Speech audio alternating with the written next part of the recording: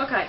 The lesson I created was one that the teacher I work with and I had actually done with the 7th graders a couple of weeks ago.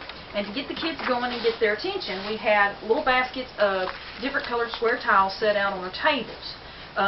Unfortunately, I don't have any handy with me, but what we had them do was create squares made up of these smaller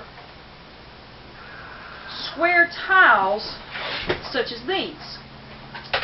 And then after a few minutes, after they created a bunch of different sizes, we had passed out a handout called Square and Square Root Grid.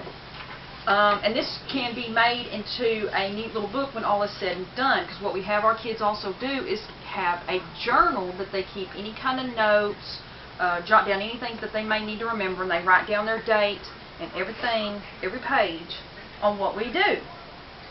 And so when we got going, we asked the kids, okay, well, what's special about squares? Well, squares, all sides are the exact same length.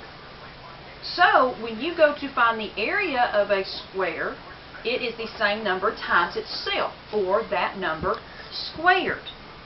And then we got into, okay, well, what's the opposite of being squared? And it's called a square root, which is indicated by a radical sign, such as that. Then, as a guided activity, we had them fill out the square and square root grid. Now, there is a place for them to fill in the numbers over here, and a place over here to shade in their squares.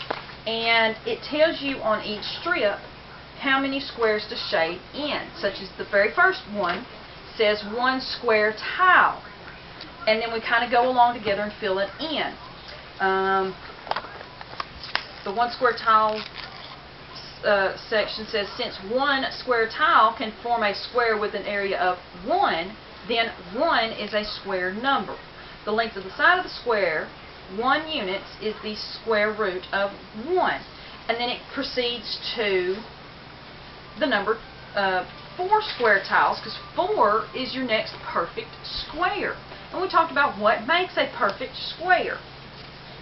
And then we proceed to 9 square tiles total, and then 16, 25, I used one I haven't cut up yet, and then 36 is as far as this handout goes. And then we go through and we shade each number of squares. And then when we get done talking about the area and the square root of the area of these squares, we talk with the kids about perfect squares. How a perfect square is a number that has another number that is squared times itself that will get it, such as 9, which is 3 times 3. And then when they get done shading it, we have them cut out the sections, but leaving a little strip over here of white where they can staple it here, and then put glue on the back and glue it into their journal. This is a good start to where you're getting into square root estimates.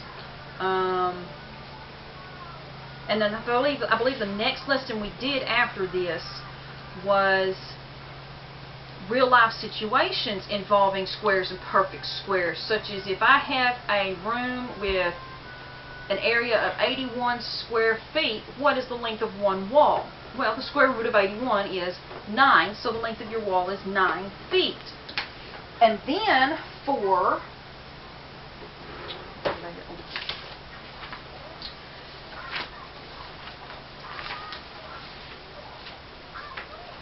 then we had different models, showed them different models of squares and square roots. And you know, the most common model of a square is to make up a bigger square out of littler squares.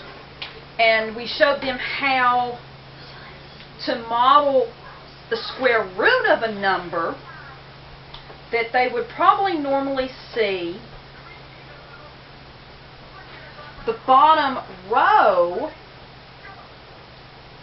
shaded in, and then the question will be like, what number does this model represent? And naturally it represents 4, which is the square root of 16. And then for class, and then for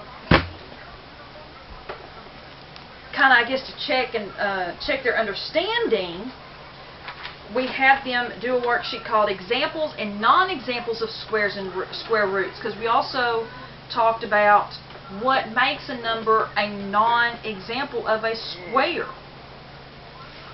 For instance, okay, the first two numbers is 1 and 4.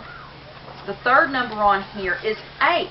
Well, we said that 8 does not make, we cannot make we cannot make an actual square out of 8 squares, because Mama, can I have a popsicle? Here. I'm trying to make my math video, honey, and I told you that. Yes, you can. Now go sit down. That'd be my 6-year-old. Let's see. Now that's thrown me off track there. Okay, there's 1, 2, 3, 4, 5, 6, 7, 8. Let's see. Let me do this here. Well, there's 8 squares there. Well, if I take this square and put it here, I don't have a square. I have a rectangle. So that, we explained to them, is that is a good example of a non-squared number.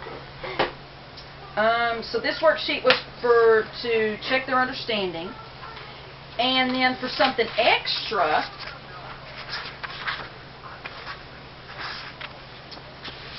this was just some extra notes that we give them, because we talked about how the Greeks represented squares with dot arrays. Then instead of using the squares, they just lined up the dots, and that the bottom row represents the square root of this number. In this case, figure G is 49. There's 49 dots total. And that the square root of 49 is 7, because there's 7 dots along the bottom. So that was pretty much my lesson over square and square roots. And the kids pretty much seem to enjoy it. They really like cutting and folding stuff, and we do a whole lot of foldables, and this was one that they really enjoyed, and it seemed to really help them understand squares and square roots. Thank you.